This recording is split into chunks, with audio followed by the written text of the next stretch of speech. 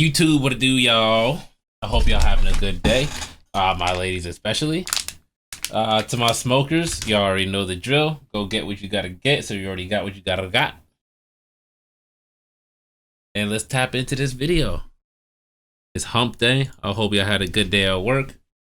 Time to chill, relax. This is the shorter video of the night, so chat a little bit, you feel me? What's up? How's y'all day? Talk to me in the comments. What's up? What's good? Feel me? Yeah, bro, let's tap into this video. A fatal shooting brought unexpected tragedy for this small Wyoming town. Hey, stop! Stop! This fatal shooting case contains pre-edited footage released by the Thermopolis Police Department. The footage was released several months after the Wyoming Division of Criminal Investigation reported potential police misconduct. This video will compile those findings with the edited footage released by the What the fuck?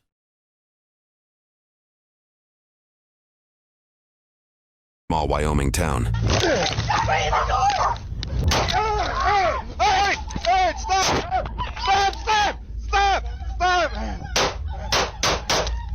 This fatal shooting case contains pre-edited footage released by the Thermopolis Police Department. The footage was released several months. You could see the nigga go limp. Hey, stop!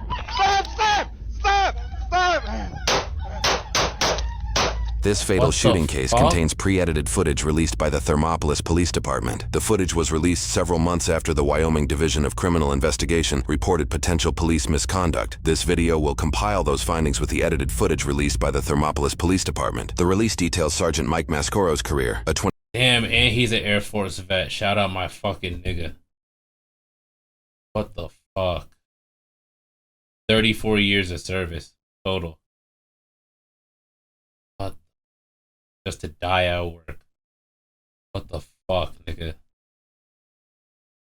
24-year Air Force veteran with 8 years in the Thermopolis Police Department, including 2 as a sergeant, making him second in command. It also provides essential context, describing an investigation into methamphetamine use and distribution at the town's McDonald's. Reports further detail Sergeant Mascoro suspected this after arresting McDonald's employee Derek Collins, pursuant to a warrant. During the arrest, a glass pipe was found, and Derek allegedly claimed it belonged to another employee at the restaurant. Reports do not indicate if specific names were provided. Days later, Sergeant Mascoro investigated the McDonald's with a county health inspector and Hot Springs County Sheriff's Office K-9 deputy Shayna Cox. Reports say Mascoro observed employee Buck Larimore enter and exit the bathroom in a short amount of time. So this dude, that's right there behind his big guy. County Sheriff's Squatted deputy. down.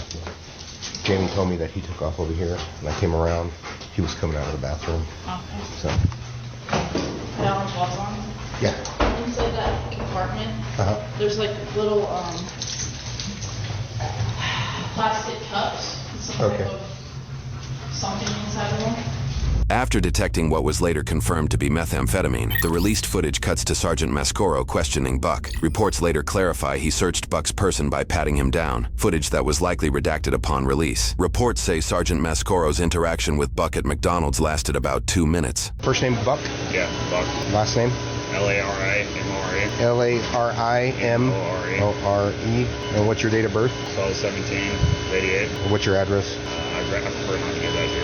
The footage cuts to Sergeant Mascoro away from the scene, stating he That's determined fair. Buck lied about his That is last fair. name and birth date, and that Buck left work without informing anyone. Other reports clarify the restaurant was shut down by the health inspector after methamphetamines were found, indicating Buck may have left during the shutdown, but still lacked managerial approval to do so. Additional reports highlight 2 texts Buck sent to an employee at this time. "Don't give them my address without a warrant. This is ridiculous. And I left without clocking out and the machine needs aired out. I was tired of getting harassed over something that had nothing to do with me." In post-incident interviews, one witness described Buck's behavior as shifty. One employee said she did not know Buck to use drugs. She indicated she knew him for some time, having worked multiple jobs with him. That same employee also stated Sergeant Mascoro had been, quote, "nothing but helpful with us." The video then says Mascoro called Hot Springs County Attorney Kelly Owens, who initially agreed he had probable cause to cite or arrest Buck. However, reports added important details. Mascoro called to ask if he was within his legal authority to request Buck's information. Owens said yes, and when Mascoro stated he intended to to arrest, she advised against it, stating that if she was in Buck's position, she would avoid arrest by not opening his front door. Owen suggested Mascoro should just provide a misdemeanor citation. No warrant was issued for Buck's arrest. Regardless, Mascoro went to Buck's residence to arrest him for interference with a peace officer by providing false information just 3.5 hours after their initial contact. The video says Mascoro was unable to secure a backup officer. Post-incident reports say the same Hot Springs County deputy was on duty, but Mascoro later said he felt he had already used too much of their time during the morning investigation. It appears he opted against requesting, adding in the interview, "It's the nature of this job."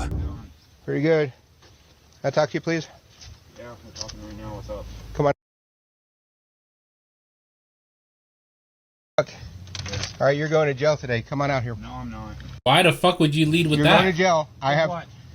If you make me break this door down, I will. For what, sir? Because you interfered with me. You don't have a Come warrant. outside. It's going to go two ways. Okay. You either come out, or I'm going to break the door in. Tell me how I interfered with you. If you want me to work with you, you work with me. What I'm going did to I break do? the door down. What did I do? You interfered. You gave me the wrong name, wrong date of birth. Buckler. Come out. 12/17 of '89, sir. Buck, I'm going to break this and come in after you.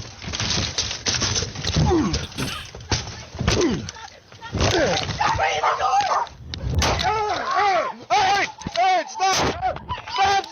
Stop!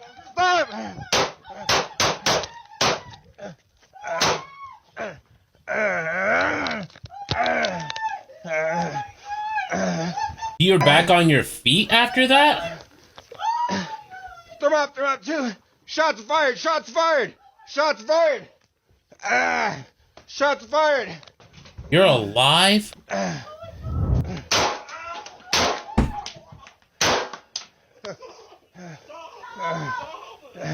Show me your hands!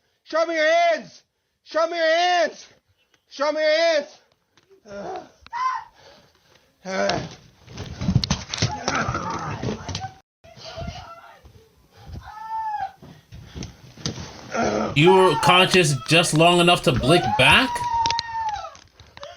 Move. What are you doing?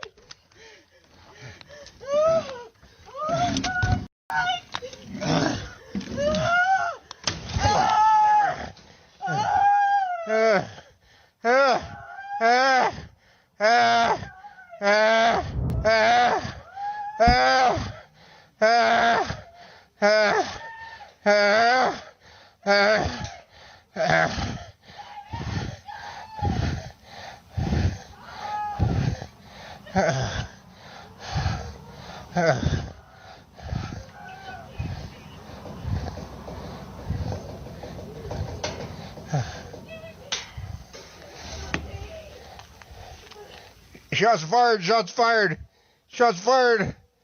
I need help. I'm down. I've been shot. Help.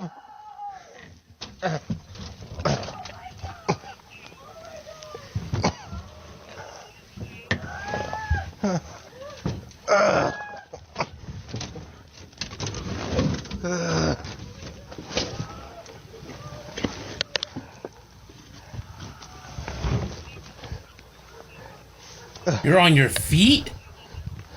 Dude, you passed out.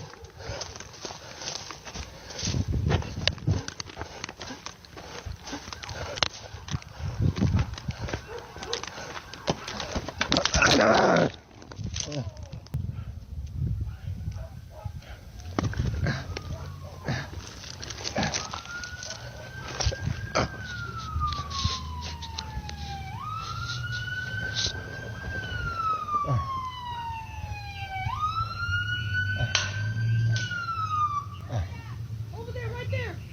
Officer's right there. I don't know where. I don't know where the other guy went. No, Suspect is in the house. Suspect Mike, are you is in the house. No, I'm shot. I'm shot. Help. Help. I'm coming, Mike. Help. I'm coming. Where you shot? Yeah, Where you shot? I don't know.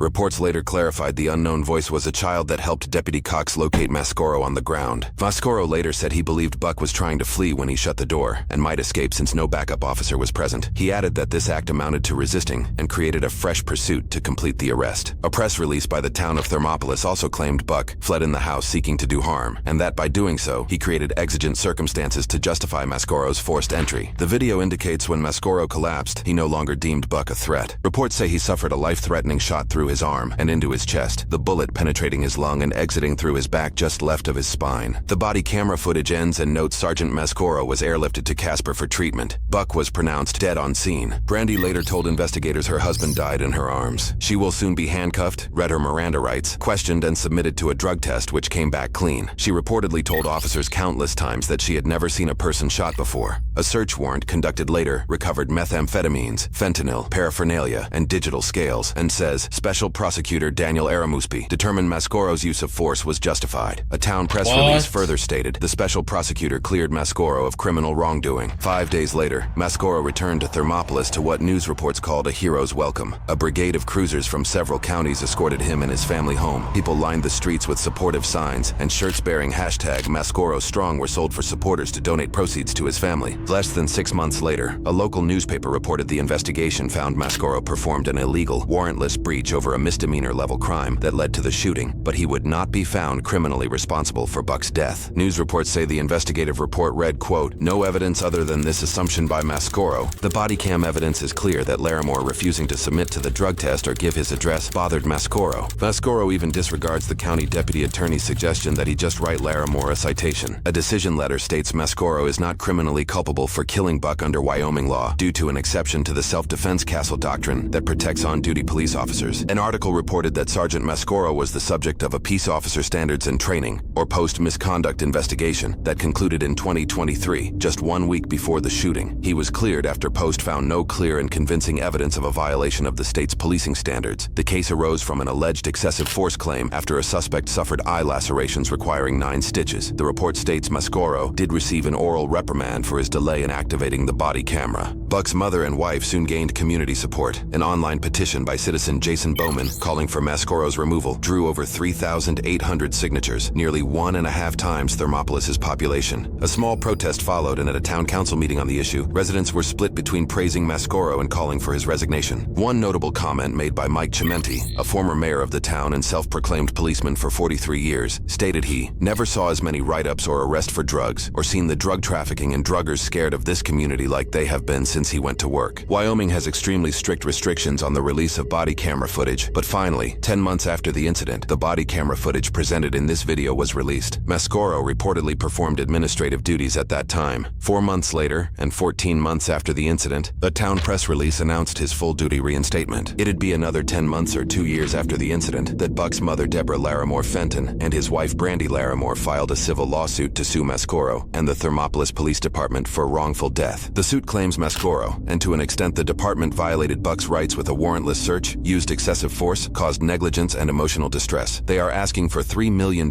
in damages. This seemingly led the town council to vote on Mascoro's resignation after a reportedly heated floor debate. Only one member voted against resigning him. 8 days after the civil lawsuit was reported by local news, Mascoro resigned. Roughly a month later, Post commissioners held a separate vote on Mascoro retaining his peace officer certification. The commission unanimously voted to decertify Mascoro, preventing him from being an officer in the state of Wyoming. The Post commission can be quoted saying, "It should be noted too, Mascoro denies any wrongdoing. It's a simple certification surrender." The civil case is still open and is being handled by the 5th Judicial District Court for Hot Springs County. Now it starts with conversations at a door, but ends in gun. Fuck. All right, we're gonna have, there's a lot to review here. I'm not gonna lie. This video is not over. This video is not over, bro. So,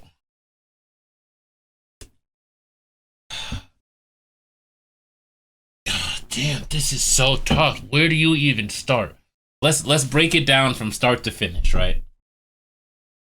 So, if we're being 100% honest, the only reason he came up to his door is because he was butthurt about a situation that happened prior, about a false name, false birthday, or whatever the case may be.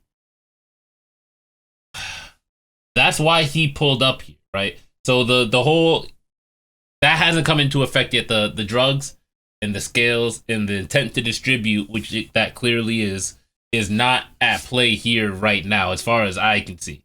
As far as I can tell, this officer has his feelings hurt on a personal level, and that's why he came back. He does not have a warrant.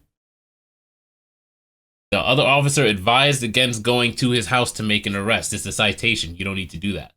He said, "Nah, I'm gonna go do that anyways," because he felt some type of way. Can I talk to you, please? Yeah, we're talking right now. What's up? Come on.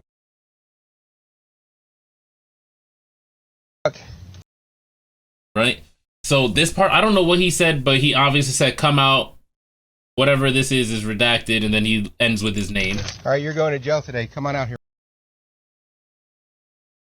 For what?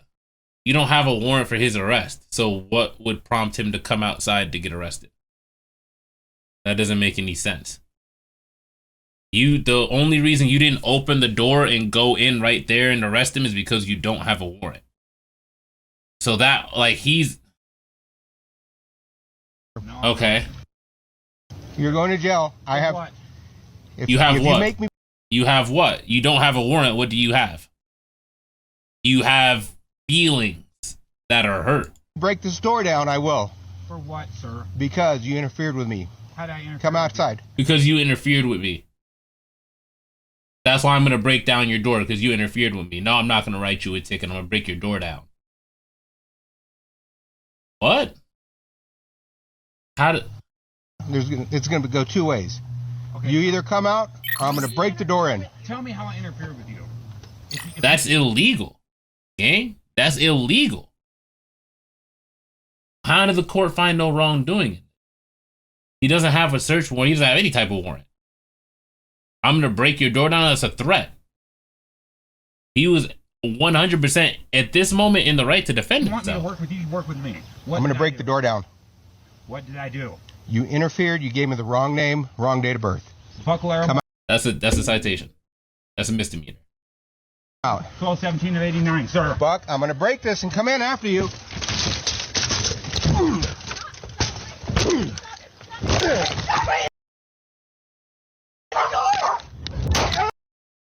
That shit is insane.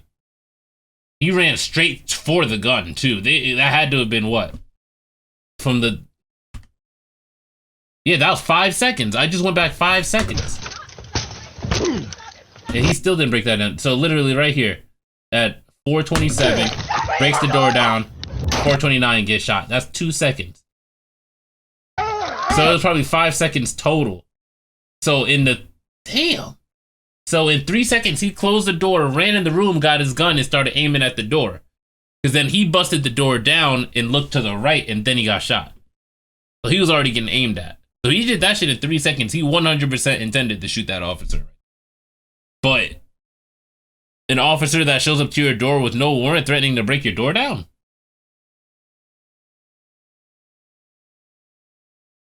But the reason why they didn't grill him is because they found all that shit Shot through in his his arm. house. And Special Prosecutor Daniel. That's why. They found meth, fent, paraphernalia, which is probably like pipes and shit, drug scales, and evidence to distribute. Yeah, like probably bags and shit. Like, that's why he's getting away with this shit, is because he's probably a known drug dealer. They just didn't have enough evidence to book him. He just happened to bump into the nigga. He gave him the wrong information. He's like, start calling niggas up. Yo, can you get me his address? I need to know who the fuck this is. I'm gonna go, okay, I got enough. I'm gonna go arrest him. I would advise against that. You know, this is just a citation. Like, we don't got to do all that. And we're working on a bigger case. Nah, fuck that. I'm going over there. Don't send no backup. Fuck, nigga. I don't know if this nigga thought he was the Terminator or if he's trying to really get drugs off the streets. And then he had a whole other case of giving somebody 9 stitches across the eye. But I know I have friends that are cops, so I already know how that goes. You know what I mean? So I'm not really holding that 100% against. I already know how that goes. So I don't know. It's a very weird situation. I see why the town divided, bro. It's like you did not have authorization to break down his door and kill him. But he was distributing fent and meth to the streets, so it's like it's OD. At the end of the day, I feel like he should count himself lucky that he got away with the resignation, bro, and just call that shit a wash. Because he still got to serve after that too. He still went back on duty. Went back on full duty, and then he retained his peace officer shit, whatever that is. I don't know if it's a certificate or whatever the Of a fuck it peace is. officer standards and training or post misconduct investigation that concludes. That shit is insane, man. Well, I see why I had niggas divided, bro. That one was I'm divided too. I don't even know how I feel 100%, but I guess leave it up to the comments, man. Let me know what y'all think, bro.